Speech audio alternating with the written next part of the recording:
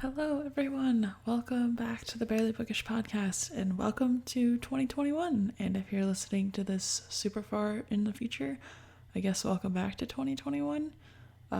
Reminisce for a moment. Hopefully, this year was a good one. I don't know. So we are once again reading Little Women with Kendra from the West Coast Bookstores. So please join me for that. It'll be a lot of fun. And if this is your very first episode, these are spoiler inclusive. So be sure to go back and listen to all the old episodes. And then you can come back and listen to this one. And it'll be a lot more fun this way. That way, I guess. But yeah, without further ado, welcome back and enjoy this episode of the Barely Bookish podcast.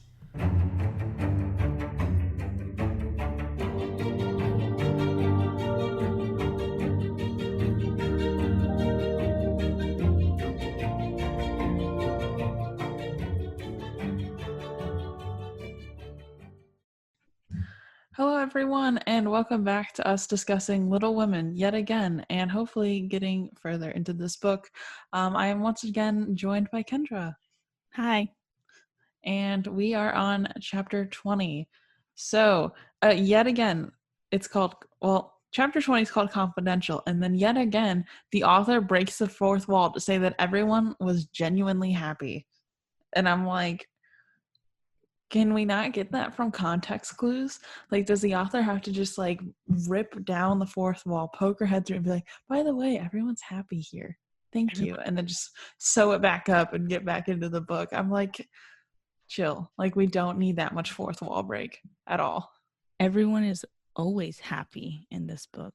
I know. Like, there's only maybe like, I don't know, 6 chapters where they're not happy. Literally, I'm like, you guys have a really decent life. And like, for as poor as they are supposedly supposed to be, they really don't seem to have that many like poor people struggles, except for the fact that like Amy keeps wanting to buy clothes. Which, I mean, what girl doesn't? Yeah. I mean, I get it. I don't really judge it, but like, they don't really seem to have that many struggles, I feel like. Like, they're fine. They're decently well off. They are what a normal family would look like without credit, if that makes sense. Yeah. I feel like they're middle class. Yeah, you can only buy what you have in your purse. Mm-hmm. Or, I mean, you can only buy with what you have in your purse. And so nowadays you can buy anything you want because everybody has a credit card. But back then you couldn't. You could only buy with what you made. So to me, they're like normal middle, like they should be what we are today, but we're just monsters now. Me look at my credit card statement. Okay, that's enough of that. Oh, yeah. So their mother will not leave Beth's side until like she feels better, but Beth seems to be doing a lot better. Lori came and told Amy that he had been going. Sometimes my handwriting is so bad that I like look at it and I'm like, what? Oh, so Lori came and told Amy what had been going on. And after a while, her mother came and saw her at her aunt's house. And then the aunt gave Amy the turquoise ring today, and her mother thinks that she's too young to wear it. But Amy says that she wants to wear it to remind her not to be selfish. I'm like, you're absolutely full of it, Amy. You think that ring's beautiful, and that's the real reason you want to wear it. I thought the same thing. I was like, okay, yeah. Mm-hmm. Yeah, totally. She's like, but it's a reminder. I'm like, you're so full of it. Like, a cheap plastic ring's a reminder. A gorgeous turquoise, like, $1,000 ring is not a reminder of anything. You just think it's beautiful. So their mother is back now, home now, and Jo comes up to see her and tells her mother that Mr. Brooke is the one who cares for Meg. Bum, bum, bum. And like, we kind of talked about this last episode, but like, I still really don't understand how much older Mr. Brooke is. And they don't ever say. I want to say, now that I've read more of the book, that he's like late 20s. Okay. That's like what I'm guessing too. The thing that's weird about later in this book too is they don't say when the end of a year happens. They just keep aging people up and like mentioning in passing how old people are. And I'm like, whoa. She was 13 a chapter ago, and now you're telling me she's 18? Okay, thanks. It's just kind of wild to me that they just don't explain the passage of time. Yeah, because, well, we'll get there when we get there. Yeah, we'll get there, but like I just need to like say that, throw that out there. But I was just shocked about that. So then Mr. Brooke actually told Mrs. March that he loved Meg, but that he wants to earn a comfortable home before he asks her to marry him. And Jo is like super salty about this because she does not want to lose Meg at all. Which I get it. Like Jo is not ready to grow up at all. She wants to be a little tomboy, but I love that for her. Her character, okay, so I don't relate to any of these people except for maybe Meg. But Jo's character, like, I thought I would relate to her the most because she's the most rebellious, but she's actually so annoying. I just want to punch her in the face. It's weird to me because they shift her character a lot. So it's like she's used to be tomboyish, carefree, and now she's like kind of restricting her family in a way, if that makes sense. Whereas like she doesn't want anyone to grow up or anyone to move on. She has like a very Peter Pan syndrome sort of thing going on. Like, and she's like super territorial, like mm-hmm. man type, like you're mine, you will stay in my house, and that is that. You're not going to meet anybody, and I will love you for however much you need to be loved. Yeah, like basically he's the Hans Christian. She's the Hans Christian Andersen, right? Is that right? Or Grimm's brothers that wrote Peter Pan, the original one that was like really dark and like the Captain Hook is like a lost boy that escaped and that's why he has no hand and like all this stuff. Have you heard about that? The original Peter Pan? No, but I think I need to read it now. Yeah, it's really, really dark. It's basically like Peter Pan is obsessed with people not growing up and like as soon as and he doesn't understand consequences of his own actions. So it feels very like reminiscent of that where it's like Jo is like, you need to stay small, you need to stay young, you need to stay with me, and you can't leave me, you're mine, that kind of thing. And she's like sort of obsessed with that. And it's really odd because, I mean, I get it, you're a family, but at the same time, I don't want to live with my brother and sister again. Like, no. Like I love my sisters and I love living with my sisters, but like they are also independent people and I just couldn't imagine being like, hey, give up on all your dreams and stay with me forever, you know? Her character arc is all over the place. Yeah, I don't like it. She annoys me. I really just want to punch her out of the book and be like, go away. I don't even feel like she has a character arc. I feel like it's a character mountain range. Like there's highs in her character development and then there's really bad lows. And I'm like, whoa, whoa, whoa, where are we going? Someone tell me. You know, like I don't understand where the end road is. I just kind of hope that like at the end of it, Jo doesn't have to marry anyone, or if she does, she and Lori get married out of friendship. But like Lori's like legitimately in love with her, so I don't think that's gonna happen. Yeah, we're not there yet. I mean, We're we not are there yet, but we're not there. At this point in this talking part, we are not there yet. So we will talk more about that when we get there, because I have a lot to say. So Mrs. March says she doesn't want the girls to marry rich. She wants them to marry for love, which I thought was very sweet. And Jo says she hoped Meg would marry Teddy because, again, she wants that like closeness. So she was I think, honestly, I think she was hoping that Meg and Lori would get married, not because she thinks they're a good couple, but because she wants to keep Meg close, and then Meg would just be right next door. But I don't think it's anything about their personalities. Yeah, and she's older than him, right? So that'd be odd. By like a year, so it's not bad. Still odd. I mean, nowadays it's not odd, but I would think back then it was odd. Yeah, because really, you want a man that can take care of you, not one that's going to college. Like, that's the whole point. But I mean, like, he's rich, so he could take care of her. That's true. I think it'd be weird if he was poor and younger. Yeah, you know? That'd be even weirder. And then be like, everyone would be like, ew.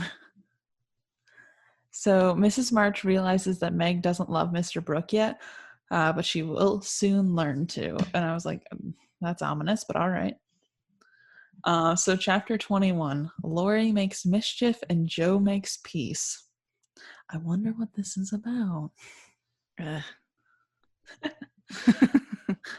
So Joe's trying to keep it a secret, and Meg can tell that she has a secret but knows not to ask.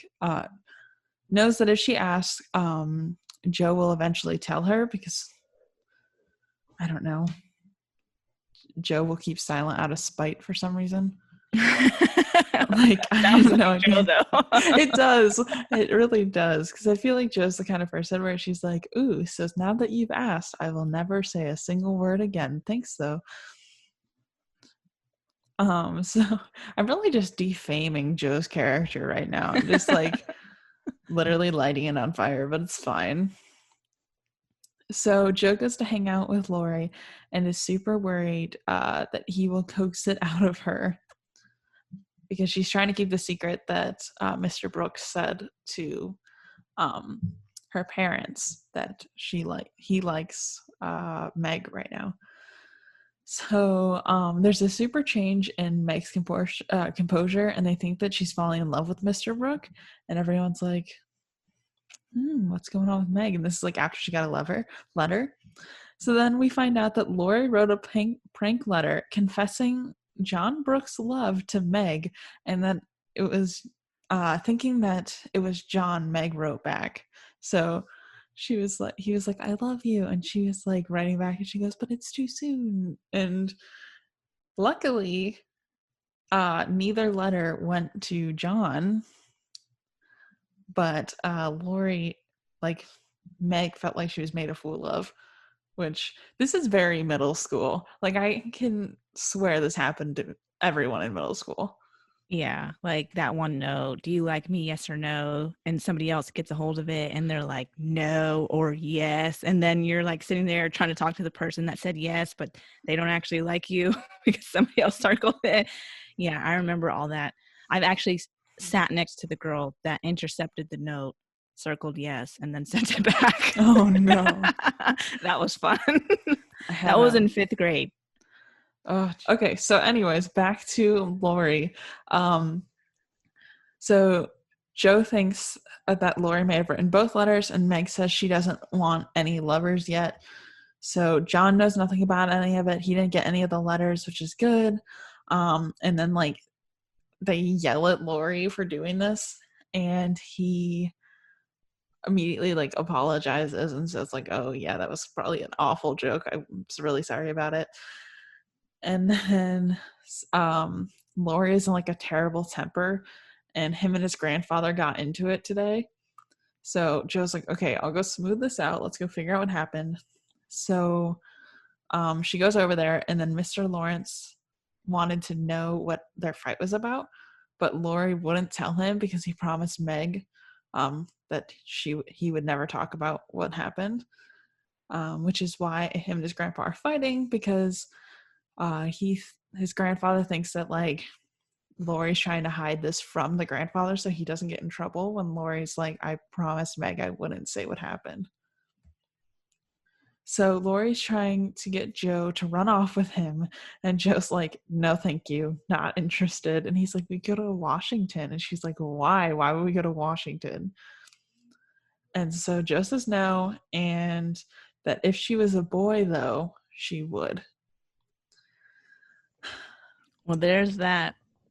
There is that. So then Joe calms Lori down and then goes over and calms Mr. Lawrence down, and says like, hey, no, we really asked Lori not to apologize, or like not to say what happened. And he's like, oh, okay, like if you're saying that this is something that would offend your family if you told me, like fine, I'll hear no more of it, kind of thing. And then Mr. Lawrence wrote Lori a formal apology in a letter and put it under his door. I kind of wish people still did that just so I could have the evidence that you actually did apologize. Printer copies and like paste it as a wallpaper in your room. You're like, ah, yes, Remember when I was right? So then Meg, we find out, is like secretly falling in love with John, though, which is good because it's about to be her husband. So I feel like she was always in love with him, and I really don't understand why they still think she's too young, because I feel like every other book that I've read that's way back when, they're getting ready to get married at like 17, 18. Yeah. I will say this is in the north, though. So, like, the south tried to be, like, prim and proper, whereas the north was, like, you know, more go is your pace kind of situation. So it's like it allowed girls to grow up more, whereas, like, in the south, especially during the Civil War, there wasn't that many boys to go around because they were all off to war. So they were like, you know, you need to grow up fast, get married so that you can like secure your fortune. Whereas in the North, they were like, we're winning this war, do as you please kind of situation, it felt like. All right, so chapter 22, Pleasant Meadows. So Beth is like feeling better and finally able to move about the house now. And their father should be able to return early in the new year. So that's pretty exciting.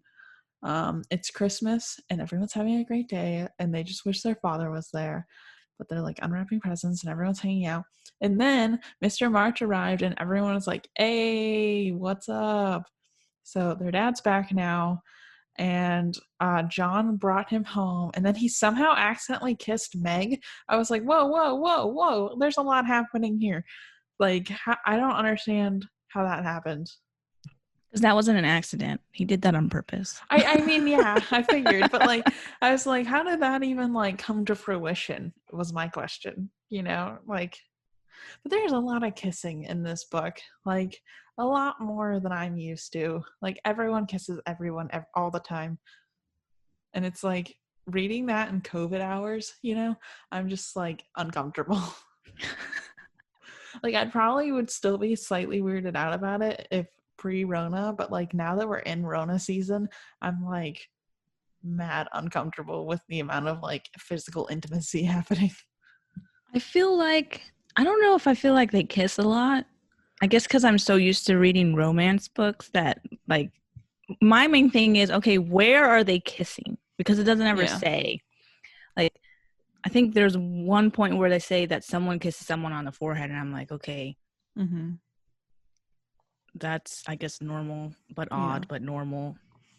So whenever these girls are kissing the boys, or the boys are kissing the girls, like Lori and Joe, I'm wondering, did she kiss him on the lips, or did she kiss him on the cheek, or what's going on here? Because he's telling her to come at him again, and so I'm assuming she had to have kissed him on the lips because I don't know. But like, I'm like, I just am kind of surprised about the amount of kissing that's going on when this is like, that's not formal.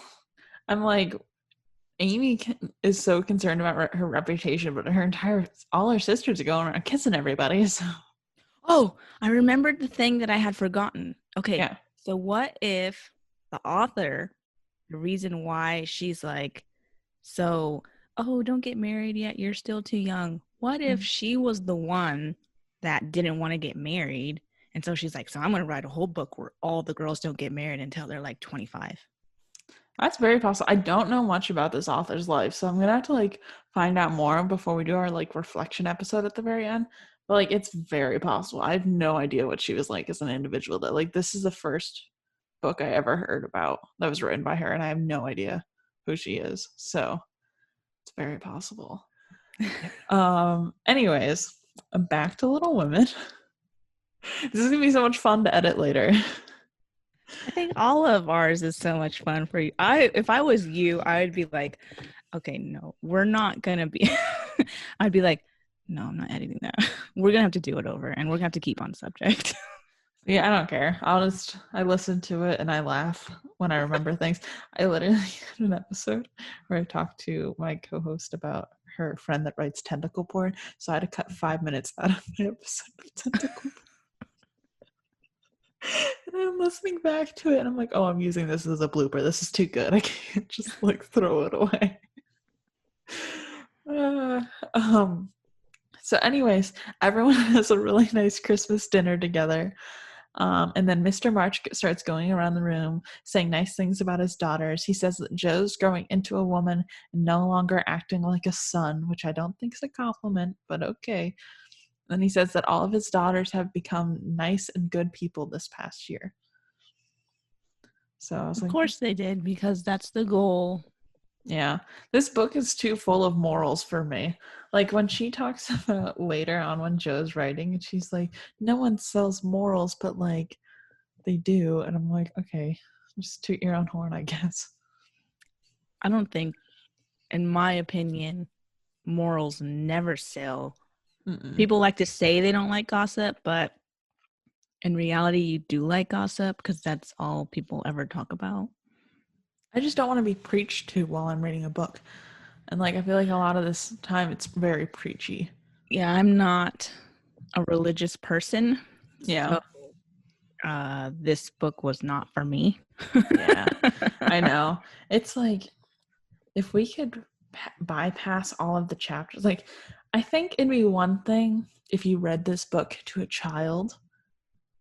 And like, I think that's what it is intended to do. But like, reading as an adult who has grown up, learned her life lessons, and worked through them, it's like, you don't need to remind me to be a good person. I know that. I need to give to the poor and steal from the rich. I don't know. I'm not Robin Hood.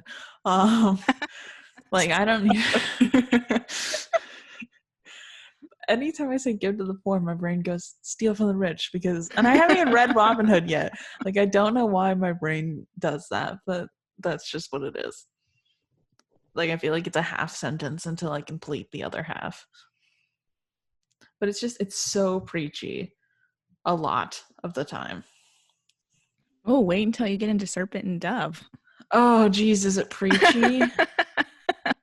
Oh, no.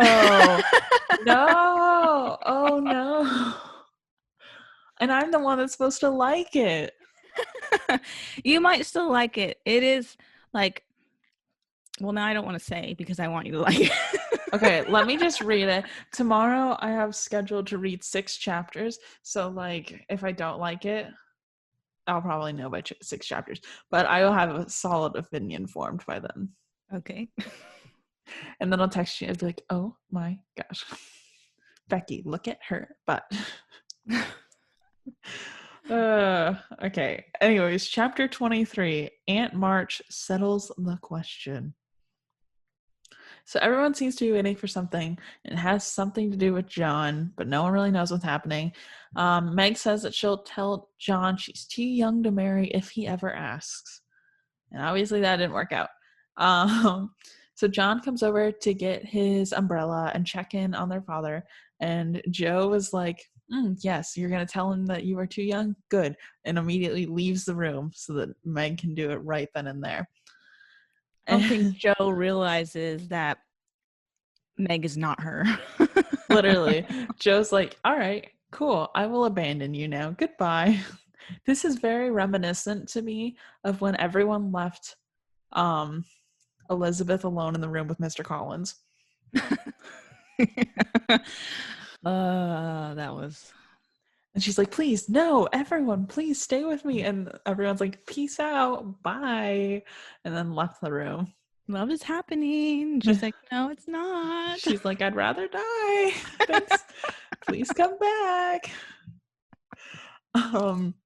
So then John admits that he loves Meg and asks if she cares about him at all. And Meg's like, time to play with him like a cat with food. And then Meg says she doesn't know, and he smiles and says that he hopes that she'll try to find out. And I was so proud of Meg in this moment because she Yeah. actually does play with him and is like, oh, or I don't remember what she says, but she actually does do the little flirty thing. Yeah. And I was just like, oh my God. She doesn't want to seem easy. Like, that was her whole thing. She's like, I don't want to be like, I guess they call it fast. So she's like, I don't think her definition of fast and my definition oh no, of fast they're not the same. same. They are not the same. Every time he's like, later on, Joe says something about, or Amy says something about Joe's making her sound fast. And I was like, these mean two very different things to each of us. But in that moment, I think Joe was doing it on purpose. So I think our definitions of fast was right on topic. Yeah, I know. It was just, it's funny to me. But Meg says that she's not interested and hopes he will not think of her. And I was like, whoa, Meg. All right. Just, she's like, basically was like, Pam, shot. And then he was like taken aback by it, which I thought was kind of I'm weird. not going to lie. I don't like girls that do that to men. Yeah. But I do like reading about it because it's a lot more fun. But in reality, I don't like girls because I don't know. I'm a very efficient person. So it's just like, if I like you, I'm going to tell you I like you. I'm not a beat around the bush person, so I totally get Yes. that. But like, I don't even know. Sometimes in books it bothers me though, because I am one of those people that I like open communication.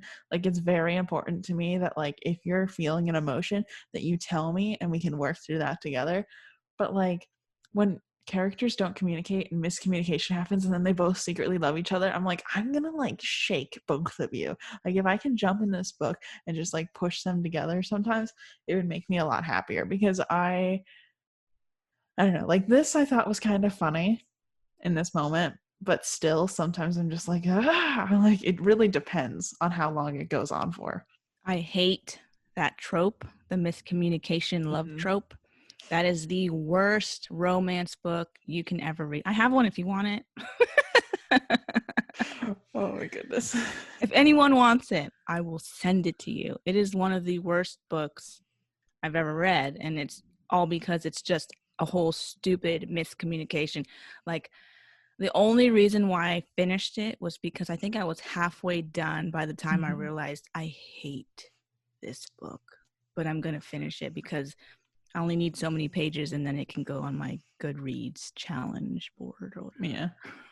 See, like there's sometimes where I'm like, I hate tropes. And then like that trope where they're like, they hate each other, but they only have one bed they have to share. I'm like, oh my gosh, they hate each other, but they only have one. Well, that's the enemies to lovers trope. That I love. I say And I hate tropes, but I love that one. I love that one. Like that one never gets old. Like, I get it. It's been done before, but I don't still care about it. But like that whole miscommunication where they're like, he doesn't love me, he'll never love me. I'm like, ugh, I hate that. I'm like, I need to be more entertained and I don't want to be frustrated while I'm reading. And I feel like that one just frustrates me. But if you throw enemies to lovers and then they secretly fall in love and then she's like, he doesn't love me, then I'm okay with it. It's very specifically rare times I'm okay with that trope. Like, it has to be worked in well. See, but that works though. Yeah. No, the one book I have is literally, it's all just a miscommunication. It's them not communicating.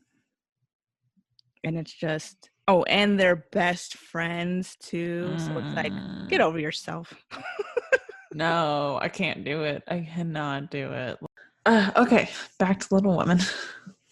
So Aunt March comes in with her usual terrible timing and catches John and Meg looking bewildered and tells Meg that if she accepts him, none of her money will go to Meg. And like basically John like runs out of the room in that moment. And like I was trying to figure out like if they were kissing or something, or like why they looked so shook when Aunt March walked in. I wanted to know if Aunt March was just being like trying to use reverse psychology, or if she was really saying that. No, because it said that, oh, Aunt March was going to make sure that it happened. And then all of a sudden she was like, well, you don't get any of my money. And I'm like, wait, I'm so confused. No, because I'm pretty sure Aunt March wanted Meg to marry Rich. So I thought she was trying to get Meg to marry somebody else. I could have sworn at the beginning of like the chapter, they were like, well, Aunt March was going to make sure that her and John did end up together. And then all of a sudden it flipped. And it was like, and it flipped. And she was like, well, I'm not giving you any money. And then it turned like, At first I thought it was like she was saying it like as a joke type like thing to try and get her to really say that she did love him. And then it worked. And then she was like, well, now she's leaving in a huff. And I'm like, wait a minute. I thought this was all a joke. No, like I thought the entire time that she was trying to get him. I read this very late at night and I'm very, very tired. So I'm not going to say Let's find out. That's what happened because I'm not even like, I read a page and a half the other day and then I went to my bookmark last night and was like, okay, this is where I stopped. And then I was like, I was reading and I was like, I don't remember this happening. So I had to go back like 2 pages because I didn't remember the last 2 pages that I had read because I was so tired. Oh my God, just looking at the book in your hand is it's so huge. No, the entire time she didn't like him. She said she like looked scandalized that she was even thinking about accepting him. Okay, here we go. This is the part that's probably confusing. All right, I'm gonna just read it word for word. If Aunt March had begged Meg to accept John Brooke, she would have probably had declared she couldn't think of it. But as she was prematurely ordered to not like him, she immediately made up her mind that she would. And this is talking about Meg. Okay, so that's probably what I was reading that late at night and I took it in a completely opposite way. Yeah. So there we go. So that's what happened, is that like there was that one sentence, but no, Aunt March does not like John. So then Aunt March says that she's done with Meg forever. Oh, sorry. Skipped myself. Went ahead. Meg starts defending John to her aunt. And while she's doing this, I'm like, ooh, I think John can actually hear her. And then as she's like defending him and saying like that he's the best person ever, she almost says that she loves him. And I was like, ooh. So then Aunt March storms out and says she's done with Meg forever and leaves. And she's like, I have in no spirit to see your father anymore. And then John walks out. He's like, so I heard all that. And yeah, so then I was wondering if he had heard it too. And then whenever he came out, I was like, well, now your whole whatever you were doing before is not gonna work. Yeah. Yeah. She was literally like screaming at her aunt. This house isn't that big, so right. And then yeah, so I was like, I wonder, did Joe hear it too? I don't know. She was upstairs. She had to have heard it. There's no way. Yeah, she probably heard like the tail end of it and was like, ooh, drama coming downstairs now. But she probably didn't know that it was the aunt, so she probably thought her and John were fighting. Oh, that would have been juicy. Yeah, so Jane's like, this is all going according to plan. Not Jane, Joe. Reading Pride and Prejudice right before this, every time I read Joe, I say Jane in my head. And I'm like, no, get it together. Incorrect. So I guess they get engaged in that moment. And Joe walks in on them. And Meg is sitting on John's knee for some reason. I thought that was odd. That's so weird. I'm glad you also thought that was odd. Yeah, I was like, okay. And then as soon as Joe walks in and sees him, she runs upstairs crying. Doesn't that remind you of Santa? Yes. Like at the mall. Oh my goodness. But it's like, I'm imagining that they're both kind of small. So no matter what, her sitting on his lap is really intimate and very strange. Yeah, that's what I was thinking too, because we're talking about, what is proper? That's not proper. No. Because you're not married. You're not married. You just got engaged. And you're not in the privacy of your own home. I'm pretty sure you could count on your hand how many times you've spoken to each other. Literally, like one hand. But what do I know? Yeah, I guess. Like, romance moves really quickly for whatever reason. So, everyone is immediately kind of shocked when Meg's like, hey, we're engaged now. And then they warm up to it really quickly. And then they're going to wait 3 years before they actually get married. And then everyone's super happy. And that's the end of part 1. So then part 2, we jump forward 3 years because apparently we don't need those 3 years or nothing. Nothing happens. Morals happen, and morals do not sell. So Publisher's like, you don't need to make this book any longer than it already is. Cut those 3 years out. Okay, so chapter 24, gossip. So 3 years have passed and the war is over officially. Mr. March is now a minister, and it seems that everyone in the church finds comfort in him, and this is the only time that it's mentioned that he's a minister for whatever reason. he is just the epitome of perfect father. Yeah. And it made me sick. The whole family dynamic makes me sick, okay? Because I'm like, where's the turmoil? Right? They're all girls. They should be pulling each other's hair out. I know.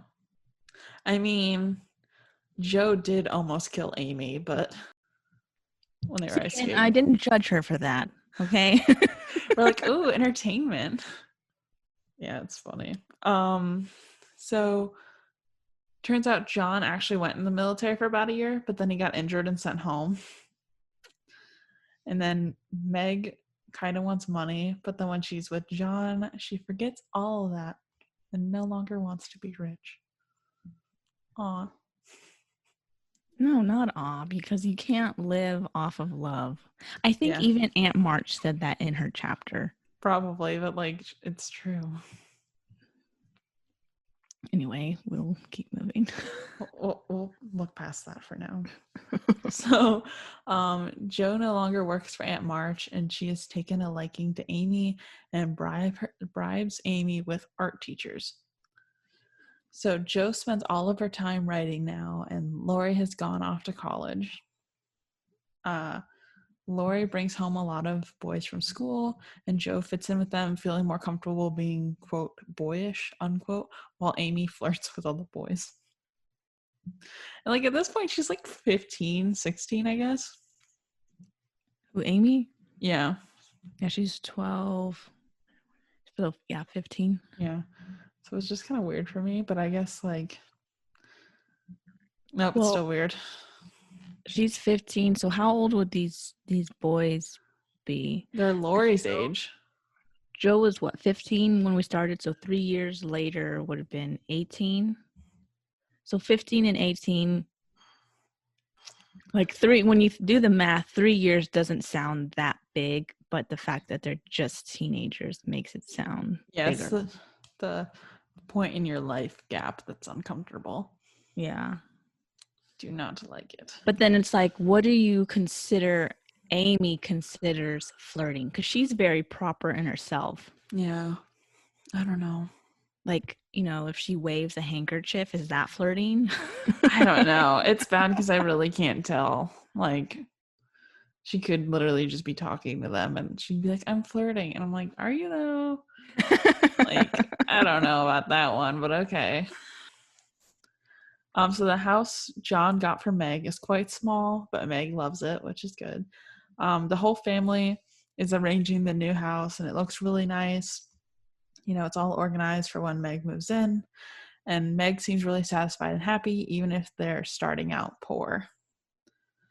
So Lori came home and said John is getting the marriage license for tomorrow. And I was like, oh, okay, you're just going to like throw us right back. Like, we're going to immediately get married here, I guess. Like, no time to waste at all. So then Lori walks over to his house with Joe to ask his grandfather for money. And it sounds like he lets a lot of people borrow money and they never pay him back for some reason. What are they borrowing money for? I don't know. Like his college friends are borrowing money, not the Marches. Yeah. He like lets everyone at college borrow money and then never has any for himself. So then Lori says Joe will be the next to be married. And Joe says, nope, she'll die an old maid.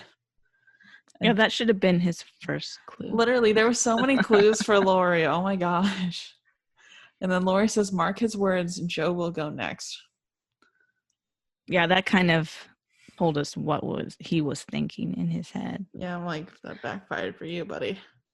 I don't know if I feel more sorry for Lori or if I feel more sorry for Joe. I don't know. I feel bad for Lori because like unrequited love is not great, but like he knew going into this, Joe is not interested in men. I Yeah, that's what I feel like, that if he really knew her, I think he would know that she's not interested in men. Yeah, like you should not even view her that way because she's never gonna view you that way. But So then some of the later chapters, I feel like she was in love with Lori, but she just didn't want to get married because she knew they would be arguing all the time. I don't know. I don't feel like she's ever actually in love with Lori, but she like values his friendship. So she does what she sees other people behave like with guys, but she views that as a friendship stance. Or Whereas I he, guess maybe she loves him, but she's not in love with him. yeah, I think she like loves him like a brother. I don't know. Sometimes her behavior towards him is kind of flirty, and then Yeah. sometimes it's not. That's why I'm like, do I I think feel bad for Lori, or did she actually? I mean, because there was so many clues there that she did not like him, and she kept telling him. It's kind of like when I tell people I don't like you, she kept telling him I'm not yeah. interested in you, and he just was like, no, you are, you are. I think like she likes to mess with him, which is kind of flirty, if that makes sense. Yeah, I don't know. Their whole dynamic is kind of odd. Yeah. So then, chapter 25, the first wedding. So everyone's getting ready for the wedding this morning, and Meg is like as happy as can be. Meg made her wedding dress herself and didn't really wear jewelry or anything because she wants to be like, she wants to look like herself, which is like nice character growth for her. She is holding some lilies of the valley because they're John's favorite. And I was like, oh, that's kind of cute, but like, are they just lilies? Like, I thought that was a funeral flower, but I could be wrong. I don't know. I really don't. I don't know. I can't We'll find out later and I'll like edit it in. remember. I'll do some Googling. But then even after 3 years, Beth isn't fully better and she's still like really frail looking, which is sad because like Beth's the best human out of all of them. So then every one of the guests are arriving and Meg is greeting up at the door, which Aunt March is not happy about because she's like, you should have people greet them for you, like it's your special day. And she's like, whatever. So then they have a nice small wedding ceremony. No one from John's family though is mentioned at all. Like everyone that's mentioned is the March family. I did not notice that. I did. I was like, where are his parents or like his family, his cousins? Nothing. Like none of his sides mentioned at all. And I thought that was weird. Red flag, red flag. Yeah, run. He's got another wife. And then no drinking is allowed at the wedding, and they've made Lori promise to never drink ever. Yeah. And I was like, why? Like, Well, I guess they're a religious family. I guess, but I didn't like it. I didn't like it either. Yeah. So now the wedding is done, and Meg is off to her new house with her new groom. To live happily ever after. I don't know.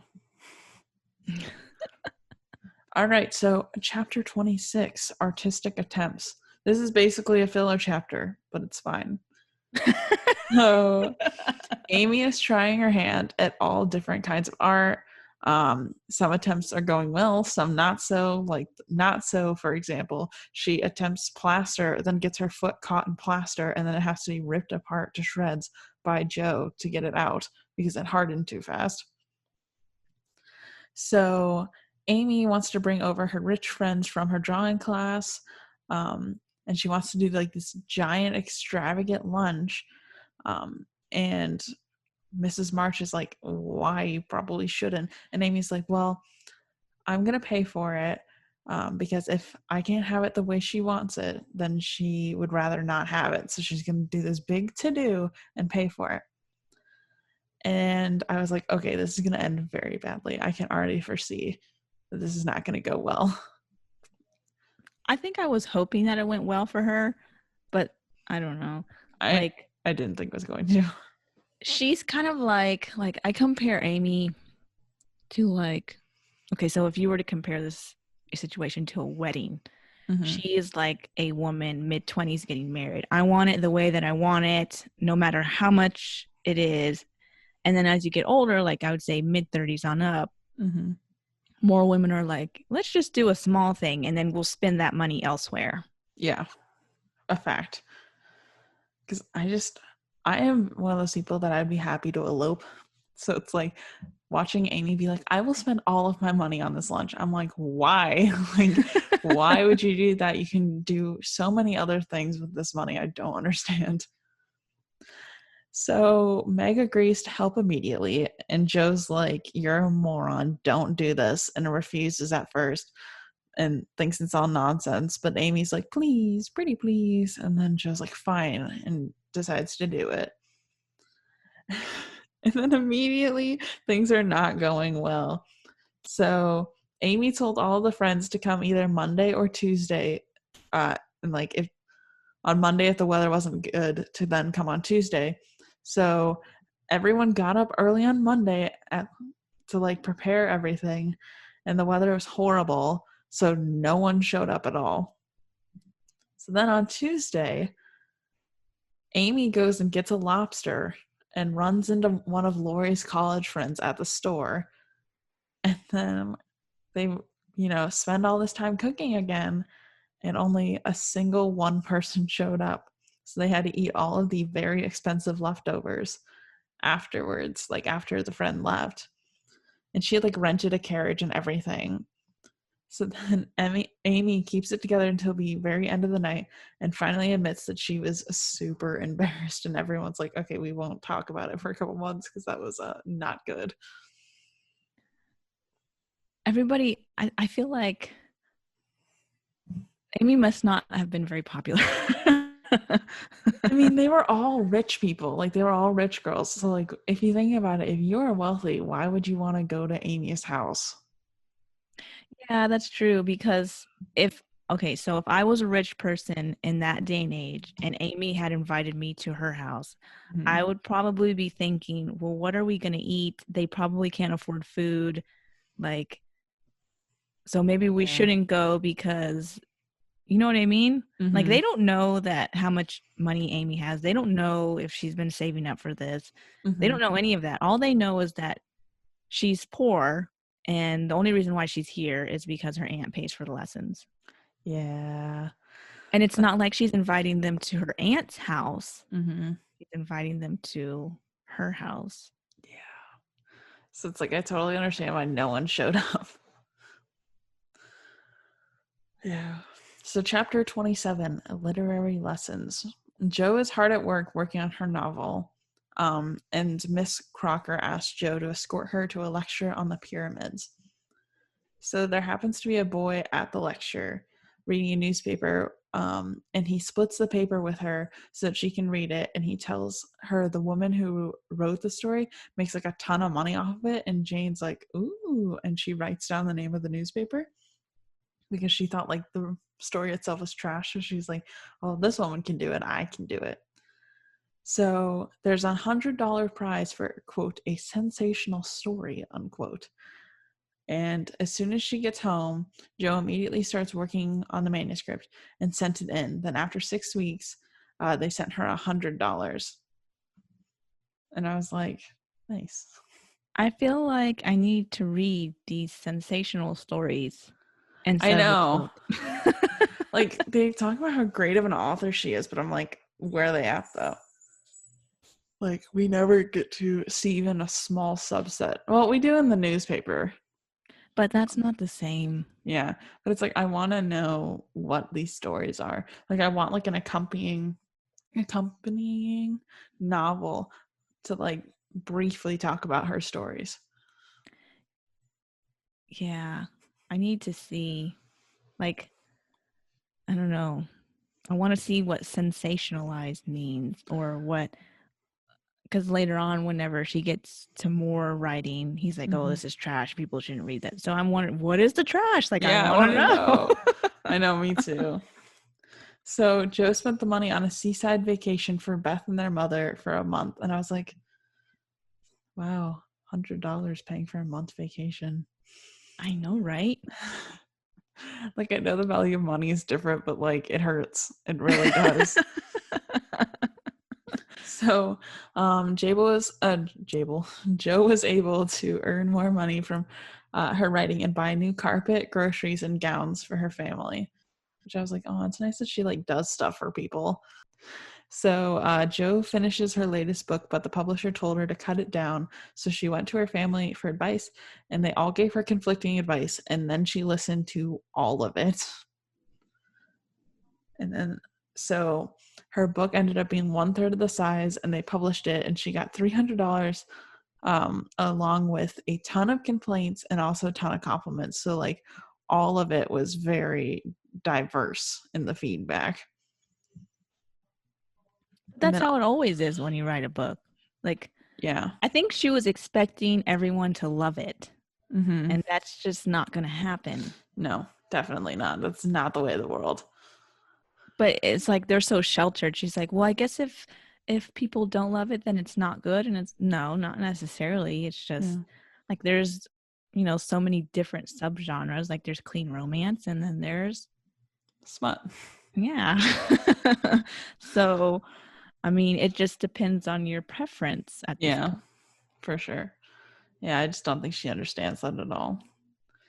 And then she says, like, ultimately that she wishes she printed the whole thing because she feels like she's been misjudged because basically this is no longer her actual book. I wonder if she took out all the morals. They said, I know, I wish. They said that she left some of it in there, and I'm like, why? Because her dad liked it. And I was like, ugh. So she feels like she learned something, and when she's ready, she will write another. All right, so chapter 28, domestic experiences. So Meg wants to be a model housekeeper. Oh, hands down, this was my favorite chapter. I just like, I had a lot of thoughts about this chapter, and we'll get to it as we get to each moment, okay?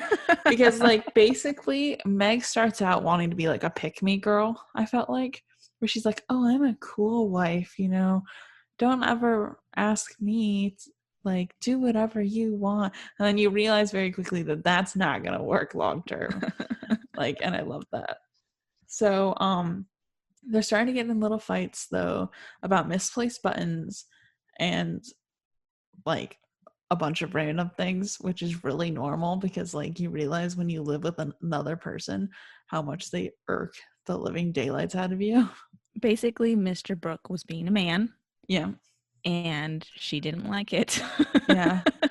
Like when they throw their clothes at the basket and don't put it in the basket. Yeah. Oh my gosh.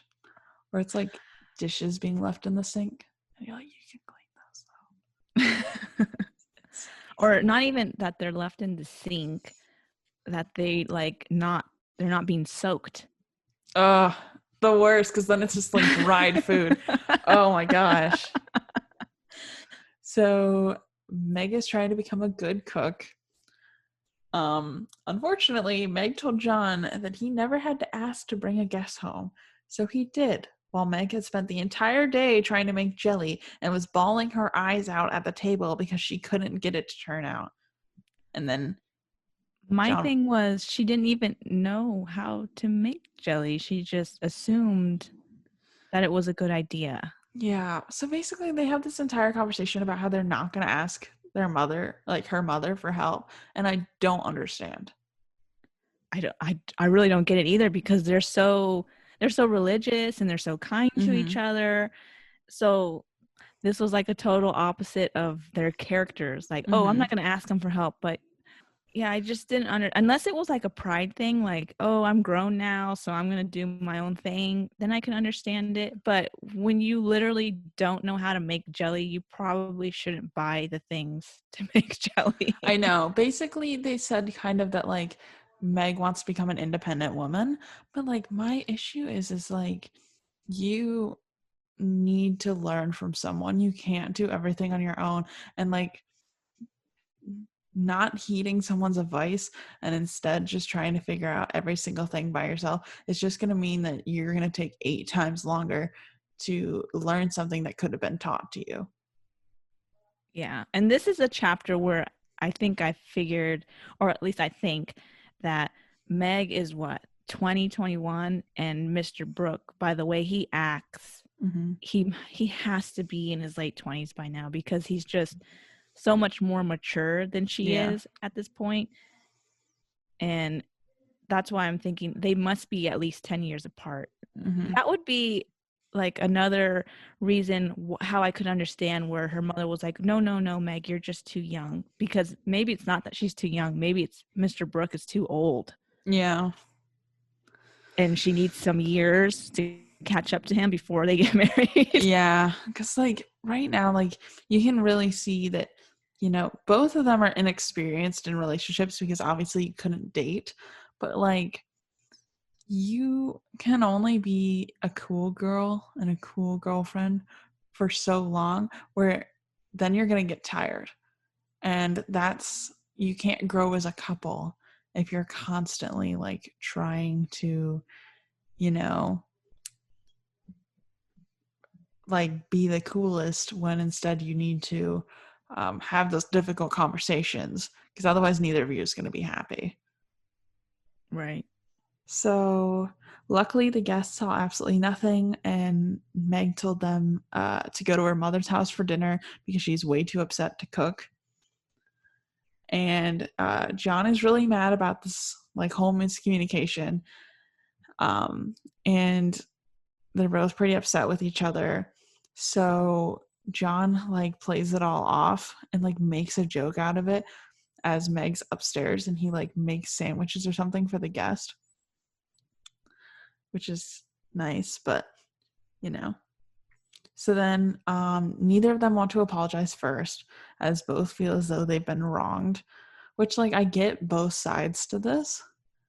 But Meg never should have said, hey, yeah, don't feel that you ever need to ask me. I usually always go on the woman's side. Yeah. And I don't care if she's wrong or right. But with him, because I think he's so much older, Mm-hmm. I feel like he should have known that you just don't bring people home. Because Yeah. in that day and age, they could also send warnings. You know what I mean? Like, Mm-hmm. oh, he's coming. He didn't do that either. And then he did buy all the stuff for the jelly. So he kind of knew what was going on. But Yeah.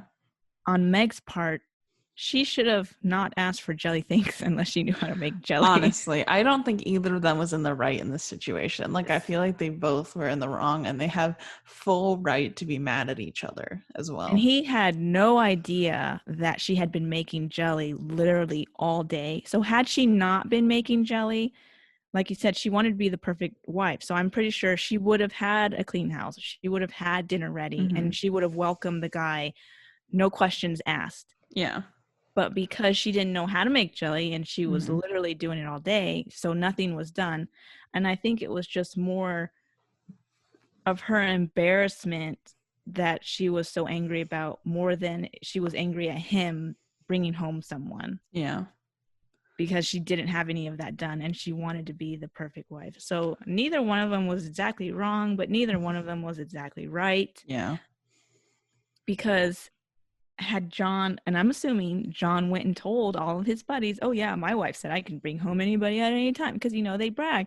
And some guy there, I'm pretty sure, would have gave him like Hey, yeah, don't do that, buddy. like I'm assuming they would have gave him the advice like, let's not do that because your wife says things like that but she doesn't mean it. You know what I mean? Like, yeah. even his father. But then again, I guess he doesn't have any family because none of them went to the wedding. Yeah, I know. It's so weird. So I don't know. I guess in a way, if you're looking at this as if they didn't have families, because even I'm pretty sure Meg's dad, if he would have mentioned that to Meg's dad would have been like, no, you should really do the polite thing and warn somebody before you bring somebody home. Yeah. Because like So asking and still like I don't ask my boyfriend's permission to go anywhere, but do I tell him? Yes, out of respect for my significant other. So it's like I just couldn't imagine being like, oh, I just will not inform him, be like, surprise, like, no, it's not gonna end well. yeah, and I think a lot of people confuse that type of thing in relationships with control a lot, because I do the same thing. Do I ask my husband to go anywhere? No, I don't. But do I tell him where I'm going? Yes, I do, because if something happens to me, then he knows where I am. Yeah. So then no one wants to apologize first. But Meg decides to swallow her pride and immediately like walks over and like kisses him on the head, and then he immediately apologizes as well. So then Sally and Meg renew their friendship, and Sally pities her and calls her that poor little dear. Super condescending. I don't know why she reinvigorated her friendship with Sally. That did not make any sense to me. I I was don't like, know. But no. I feel like her spending her spending habit here, like Stressful. I'm guilty of doing, because you're just like, oh, it's on sale. Okay, yeah, let's buy it. But you don't need it. See, I don't impulse purchase clothes. I impulse purchase books, which is like equally as awful. But like in my head, I'm like, I'm furthering my education. No, I'm not. I'm absolutely not furthering my education. I have a hoard. I'm like a little dragon. You know, it'd be great if it was clothes, but it's not. I kind of wish I spent money on sales clothes, but instead, here I am with 500 books to my name. So it's like, it was just kind of funny for me reading this chapter because I'm not an impulse purchaser of clothes. Like, I will think about it for like 2 days whether I should buy a $10 t shirt. But if a book is like $15, I immediately buy it. So, I impulse buy everything that I like if it's on sale. So I'm really, really bad. But at the same time, sometimes I'm really, really good because I'm just like, no, you don't need that. um, so then, yeah, Meg started shopping, spending way more money than she should because she hates to be pitied. And Sally and the shopkeeper peer pressure her into buying a sort of expensive dress that's like $50. And as soon as she buys it, she has immediate guilt. So she goes home and she puts the dress away. And Meg shows John her expense records out of guilt. And she also lets slips that she hates being poor, which crushes him. And she immediately regrets it as soon as she says it. And the next day, she asks Sally to buy it off of her as a favor, which she does. And then she buys John a coat, which he had to return because she spent too much money and they couldn't afford it. Like, they couldn't afford both. And I was like, oh, that's sad. And then it flash forwards and she's just having twins. They were just born out of the blue. I'm like, okay, thanks for that. Like, out of absolutely nowhere. Okay. Like, we didn't get her like, there was no pregnancy. It was just, hey, we're now at my mother's house and also here's my babies. Yeah, that was okay. So they don't even say that she's pregnant. They just Mm-mm. say that she goes through a womanly change or something like that. Yeah. And then all of a sudden you're reading that she has twins and you're like, was this the change that they were Yeah. talking about? Like, I thought it was like a mature thing, like Me they too. matured in their relationship, and then no, she had gotten pregnant. So I was like, oh, okay. Yeah. I was like, okay, thanks for that. No context at all. Um, And then everyone shook that she has twins. And of course, it's one boy and one girl because I don't know, symmetry, who knows. They're named after each of their parents. So they're both juniors, but they call them Daisy and Demi for some reason. I don't know. Instead of calling it Maggie, they named her Daisy, which is not even close to Margaret. So I really don't understand. Yeah, the names it was almost like, I don't know. whatever. I have this thing about nicknames. Like, if you're going to use a nickname, why don't you just name the child that? Like, I don't understand parents that are like, okay, we're going to name you Peggy Sue, but we're going to call you Sue because I don't like the name Peggy. Yeah, and then you're like, why? Like, yeah, like, okay, so then why did you name her that? Just name her Sue. So yeah. you can call her Sue, so everybody can call her Sue. Instead of her having to say, oh, my name is Peggy Sue, but everybody just calls me Sue.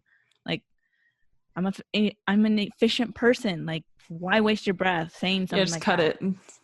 I don't know. I don't like that either. I like short, quick, easy names too. So I really just like, why didn't you just name the daughter Daisy? It doesn't make any sense. The other thing too is like people with super, super long names that Mm-hmm. are really, really pretty, like Penelope or something. Like, okay, so if it's a super pretty long name, why would you shorten it? Like, It's a I have penny. a like, yeah, I have a feeling like if I had a name like Penelope or I don't know, I can't Mm-hmm. think of any long names, or Christina or something like that, I would want you to call me Christina or Penelope or Yeah.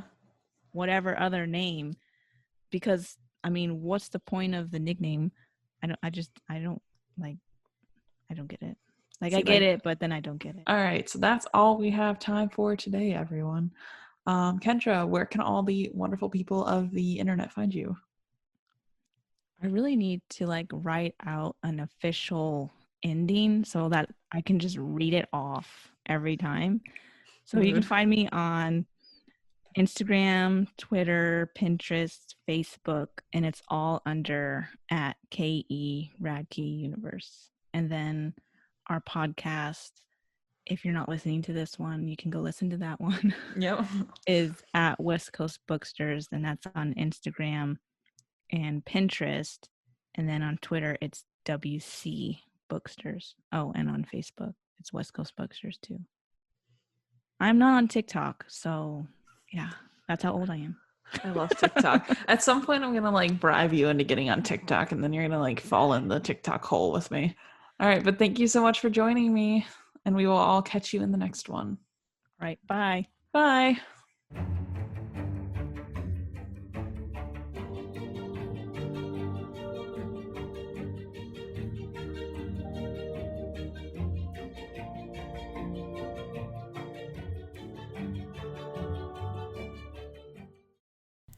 Thank you all so much for joining me on this episode of the Barely Bookish podcast. I hope you all enjoyed it as much as I enjoy making them. If you want to join us in our virtual book club, we have a bunch of new members, and we're just about to start Wicked by Jennifer L. Armentrout because the movie's coming out soon. It's coming out. It's being made. I don't know when it's coming out actually. So I feel like I should take back the word soon and not get everyone's hopes up. But there is a movie being made. So now we're just reading it right now. Our reading starts on Monday. So there's plenty of time for you to join in and get the book. And if you're not somehow, but if you're listening to this in the future, we'll be reading something else. So you can still feel free to join. It's on Discord. It's a lot of fun. We do discussions every week through the chat.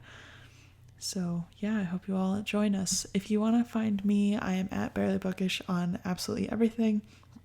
I'm on TikTok, I'm on Facebook, I'm on Instagram, I'm also on Twitter, and I'm soon to be on Twitch. We'll see what happens with that. I don't know, but that's something that I'm planning for in the future. So if you want to follow me on Twitch, I am probably going to do some different streams. Eventually I want to do weekly discussion live streams, so just so you all know, that will be coming up at some point, so be sure to keep an eyeball out for that. Yeah, that's all I have for you guys. Our intro and outro was made by Raphael Crux from freepd.com. Our logo was designed by my younger sister Sarah. And that's all I have for you all on this one, and I will catch you on the very next episode. Bye!